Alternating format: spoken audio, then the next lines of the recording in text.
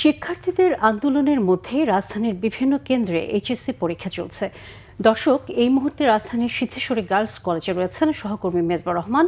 সরাসরি চলে যাচ্ছে সেখানে। মেজবা, পরীক্ষা তো শুরু হয়েছে, শিক্ষার্থীদের উপস্থিতি কেমন দেখছেন আর কি বলছেন অভিভাবকরা?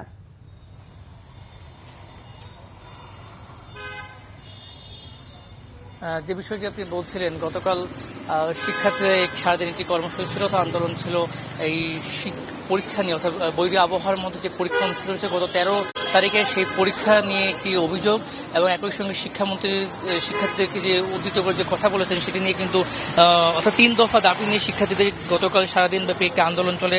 সায়েন্স ল্যাব থেকে শুরু হয়ে যে আন্দোলনটি শুরু হয় এবং এরপরে ঢাকা বিশ্ববিদ্যালয়, তারপরে আমরা দেখেছি যে সেই আন্দোলনটি কিন্তু পরবর্তীতে অর্থাৎ মালিক মিয়া এভিনিউ অর্থাৎ সংসদ ভবনের সামনে সেই আন্দোলনটি কিন্তু সর্বশেষ রাতে শেষ হয়। তবে পরীক্ষা হবে কিনা এটি নিয়ে আজকে একটি ধোঁয়াশা ছিল যে আজকে আদৌ পরীক্ষা হবে কি। তবে গতকাল শিক্ষা মন্ত্রণালয় থেকে বলা হয়েছিল পরীক্ষা স্থগিত করা হয়নি। সেই পরিপ্রেক্ষিতেই কিন্তু আজকে শিক্ষার্থীরা সকলেই আমরা দেখেছি যে পরীক্ষা কেন্দ্রে কিন্তু উপস্থিত শতভাগই মোটামুটি ছিল। যারা পরীক্ষা দিচ্ছিলেন তারা পরীক্ষা দিচ্ছেন।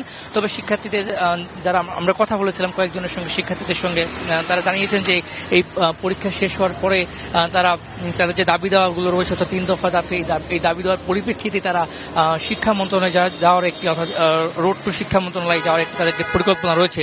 আমরা একই সঙ্গে কথা বলেছিলাম যারা অভিভাবক রয়েছে, অভিভাবকদের সঙ্গে তারা জানিয়েছেন যে গত 13 তারিখে যে পরীক্ষাটি হয়েছে সেই পরীক্ষায়, অর্থাৎ ফিজিক্স পদার্থবিজ্ঞান প্রথম পত্র পরীক্ষা, সেই পরীক্ষা কিন্তু শিক্ষার্থীদের ভালো হয়নি।